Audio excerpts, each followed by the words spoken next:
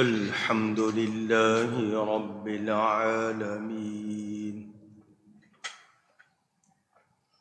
والعاقبة للمتقين والصلاة والسلام على رسوله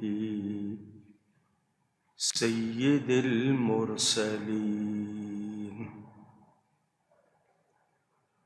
رحمة للعالمين شفيع المذنبين سيد الأولين والآخرين سيدنا ومولانا محمد رسول رب العالمين وعلى آله وصحبه أجمعين. أما بعد فأعوذ بالله من الشيطان الرجيم. بسم الله الرحمن الرحيم.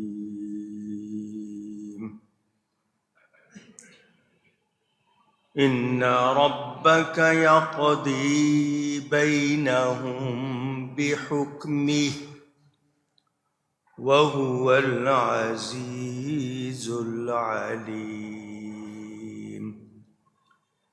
فتوكل على الله إنك على الحق المبين.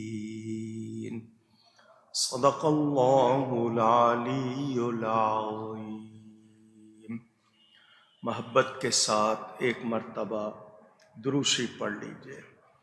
اللہم صلی علی سیدنا و مولانا محمد معدن الجود والکرم وآلہ وصحبہ وبارک وسلم. الصلاة والسلام عليك يا رسول الله. الصلاة والسلام عليك يا حبيب الله. الصلاة والسلام عليك يا رحمة للعالمين وعلى آلك وأصحابك يا شفيع المذنبين.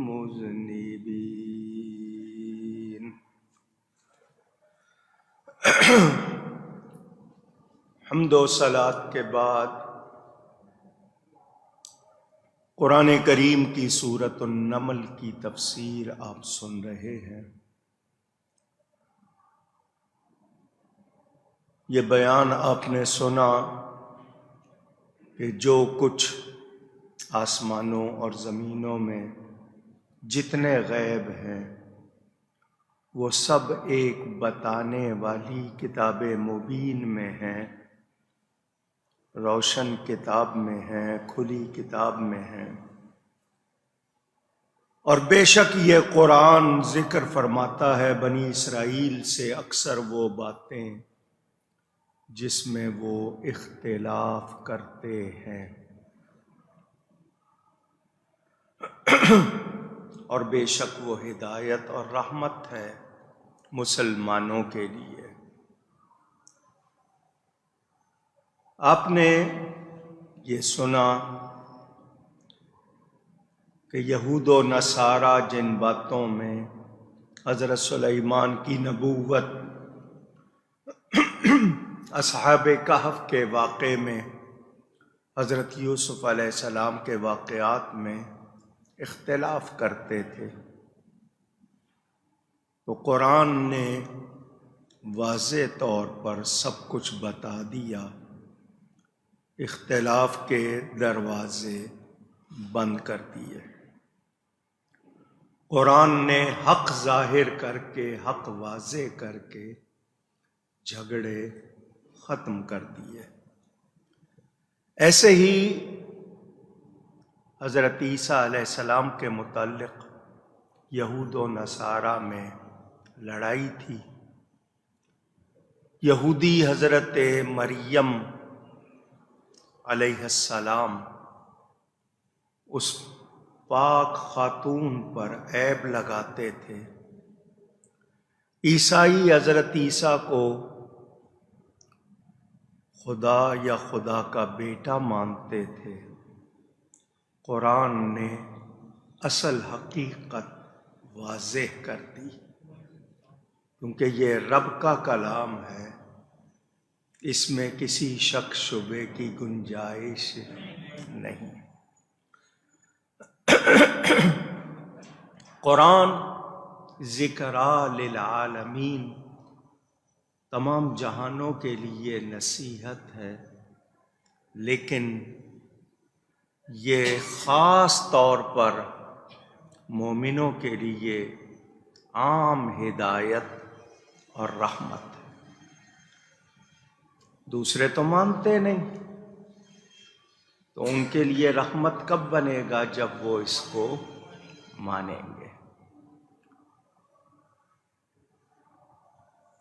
حضور صلی اللہ علیہ وآلہ وسلم اللہ کی عطا سے عالمین کے لیے رحمت ہے، اور مومنوں کے لیے خاص طور پر بالمؤمنین رؤوف الرحیم قرآن میں خاص طور پر آیا۔ تو اب جس کو رحمت کا فیض صحیح طور پر پانا ہے وہ ایمان لائے، جو ایمان نہیں لائے گا وہ عام میں رہے گا، وہ خاص میں نہیں آئے گا۔ اللہ تعالیٰ فرماتا ہے، فیصلہ فرماتا ہے کہ تمہارا حق پر ہونا ایسا ظاہر ہے جیسے دوپہر کا سورج، سب دیکھ رہے ہیں، نظر آ رہا ہے۔ کوئی اندھا ہی ہوگا جو نبی کا انکار کرے گا، وہ دل کا اندھا ہو یا آنکھوں کا اندھا ہو۔ اور حضور صلی اللہ علیہ وسلم کے سارے عقیدے، سارے اعمال، سارے فرمان حق، سچ، کوئی شبہ نہیں، باطل کی وہاں تک پہنچ نہیں ہے۔ حضور صلی اللہ علیہ وسلم سرچشمہ حق، کسی کو حق جاننا ہے تو وہ نبی کریم صلی اللہ علیہ وسلم سے سنے، آپ کے ارشادات پڑھے۔ سونے کی کان سے لوہا نہیں نکلتا، نبی کی زبان سے جھوٹ نہیں نکلتا۔ میں نے آپ کو یہ بات بتائی تھی، حضرت عبداللہ بن عمر بن عاص رضی اللہ تعالی عنہ صحابی، انہیں لکھنا آتا تھا۔ نبی کریم صلی اللہ علیہ وسلم جو فرماتے تھے وہ لکھنے لگ گئے۔ کسی نے ان سے کہا، تم ہر بات کیوں لکھتے ہو؟ نبی کریم صلی اللہ علیہ وسلم جو فرماتے ہیں تم لکھنے لگ گئے ہو، ہر بات کیوں لکھتے ہو؟ صرف جو حکم دیں وہ لکھو، ہر بات لکھ رہے ہو۔ موڈ ہوتا ہے، کبھی کوئی بات ایسے ہی وہ فرما دیتے ہیں، کبھی ویسے فرماتے ہیں، یعنی کسی سے بات ہو رہی ہے تو اس کے بات کرتے ہوئے کچھ فرماتے ہیں، تم ہر بات لکھ رہے ہو۔ وہ آ گئے حضور صلی اللہ علیہ وسلم کی بارگاہ میں کہ میں آپ کی ہر بات لکھنے لگ گیا تھا۔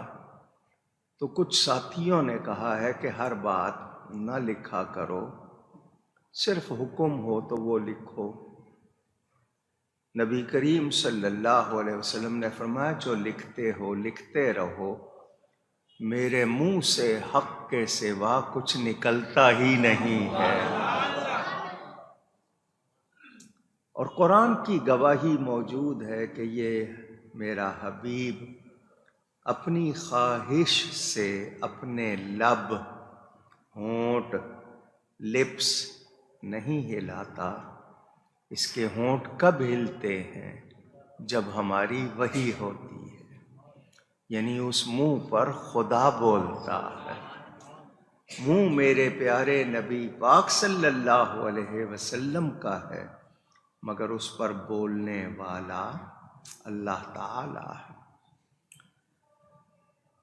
یہ نبی کریم صلی اللہ علیہ وآلہ وسلم کی شان ہے کہ آپ کے منہ پر کبھی بھی جھوٹ آیا ہی نہیں۔ تو جو لوگ نہیں سمجھتے ان کو سمجھنا چاہیے۔ اللہ تعالیٰ ارشاد فرماتا ہے اِنَّكَ لَا تُسْمِعُ الْمَوْتَى وَلَا تُسْمِعُ الصُّمَّ الدُّعَاءَ